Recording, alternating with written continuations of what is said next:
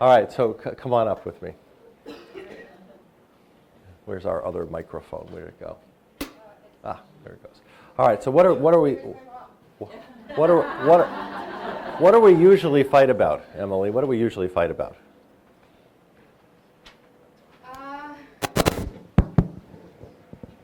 Going out.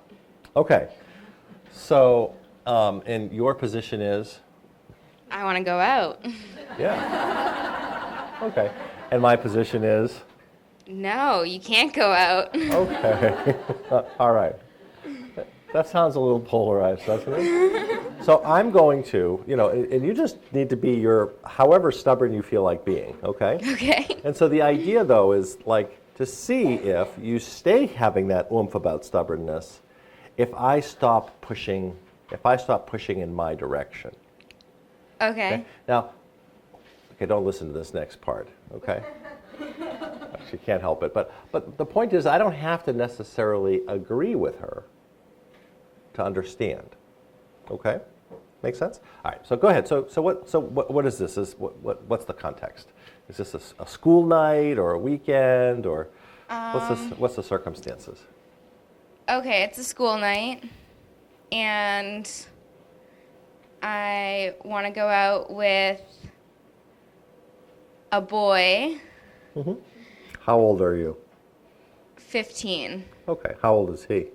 Don't say 35. Because then I have to polarize. Actually, I don't. We could even do that, but let's not. He's 15. 15. Okay. That makes it a little easier. Thank you. Okay. So what time is it?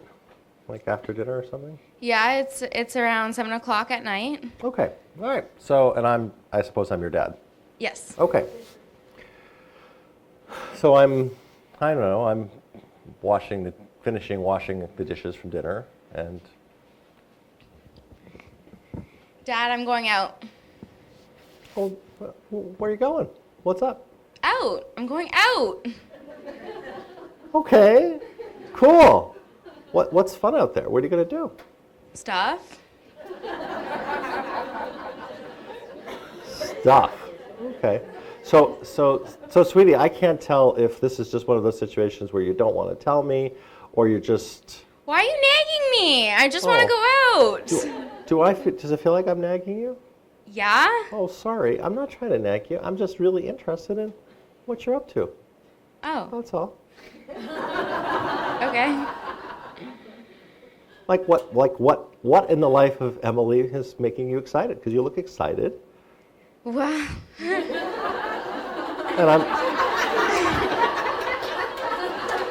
And I have to say, when you look this excited, that makes me kind of happy. I'm happy that you're excited, and I'm kind of just curious what's great. What's great about this? Well, there's this boy at school. Yeah. And I like him. Oh, that's nice.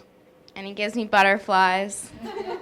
Like in your stomach kind of butterflies? Yeah. Oh, that's a sweet feeling, isn't it? Yeah. I can almost remember that. So, yeah, I'm going out. Bye. Well, so where you go, sweetie? Where you going? And when are you coming home?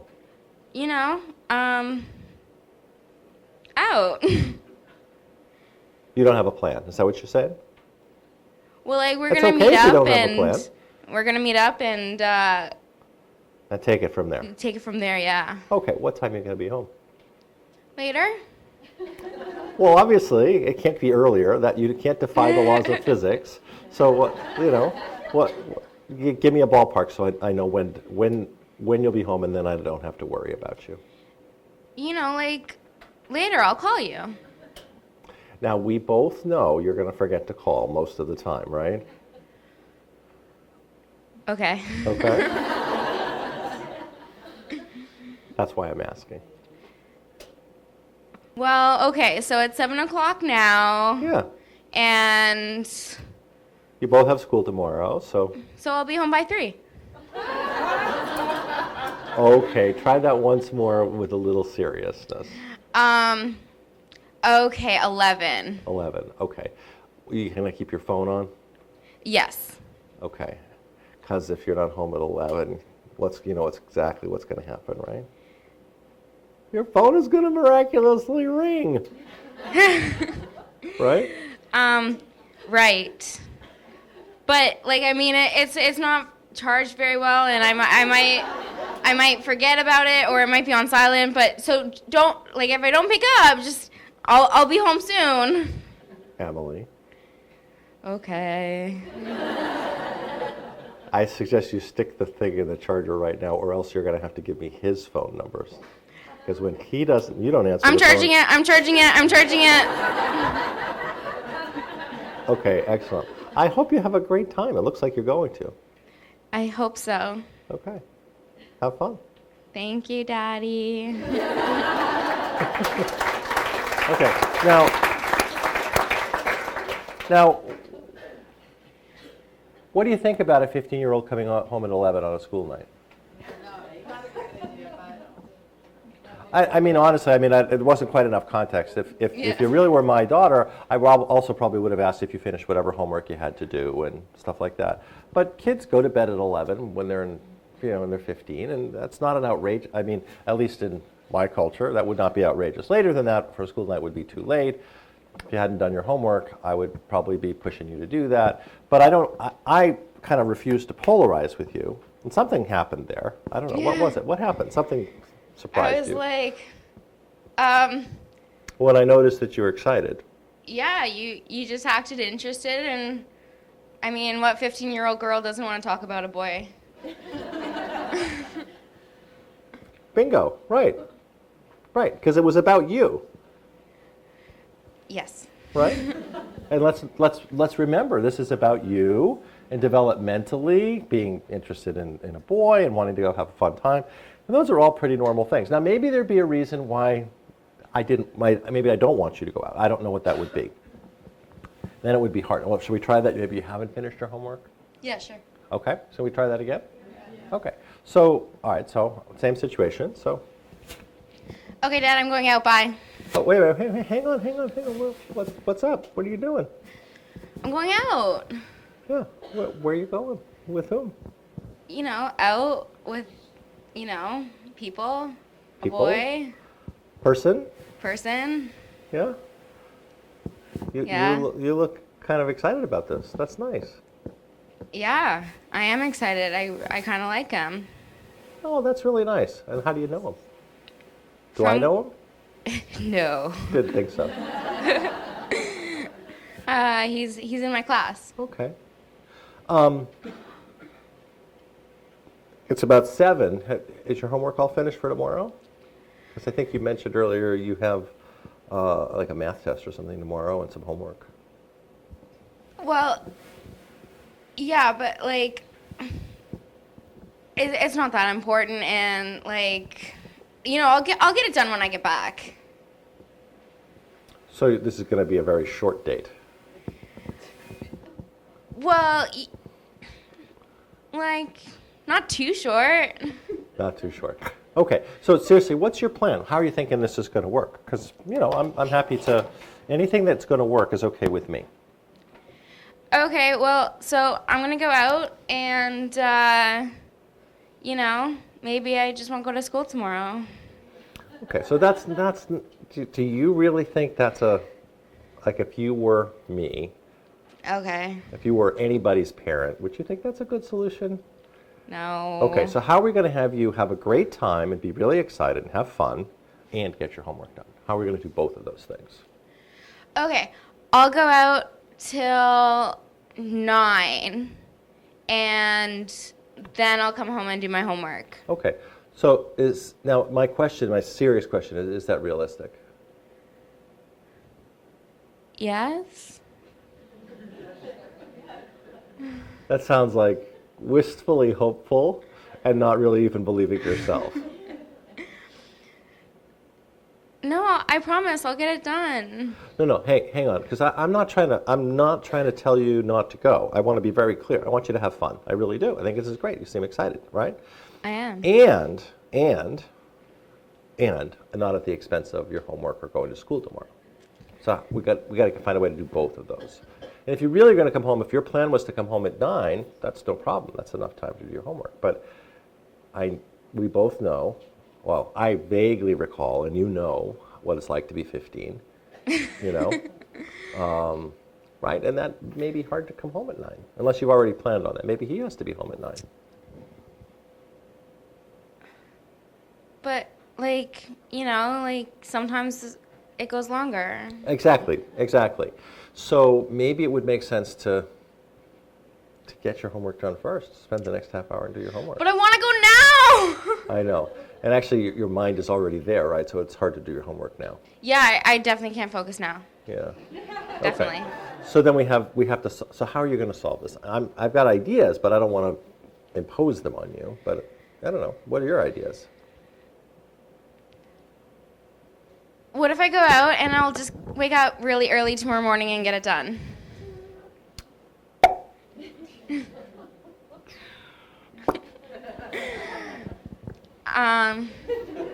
Okay, what if I do half now and then half when I get home?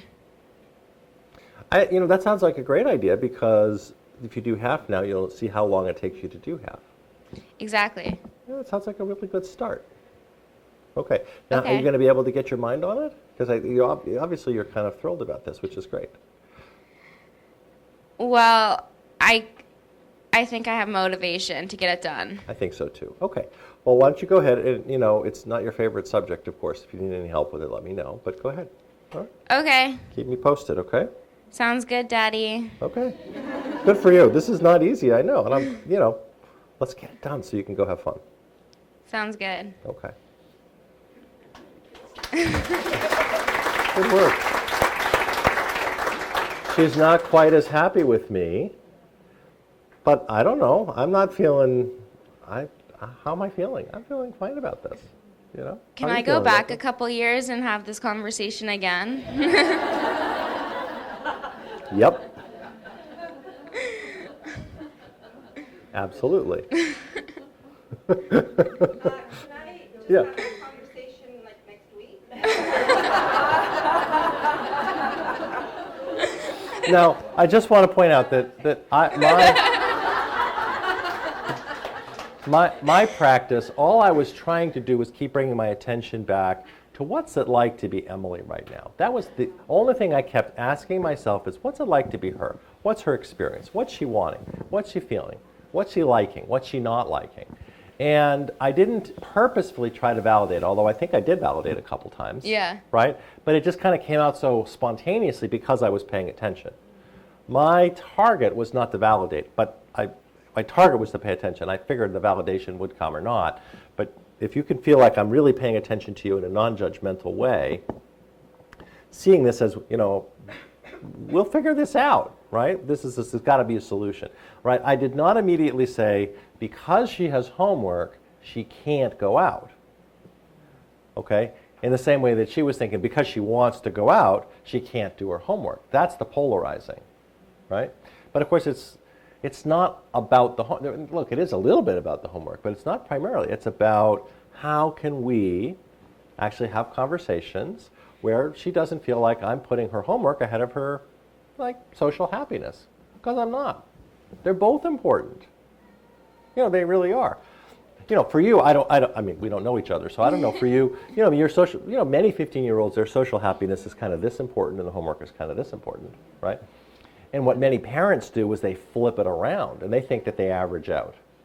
That's not what happens, though. That means that all we do now, it's the homework is what's important to the parent and social activities are what's important to the kid, and there's no bridge between. But I'm hoping that by hearing, like, your happiness, your social happiness actually matters to me, because if I'm a parent, it really does. It really does. But we can forget to say that because, oh my gosh, if I say that, then I'm not valuing the homework. Well, no, I can do both. Can't we do both? Is that possible, right?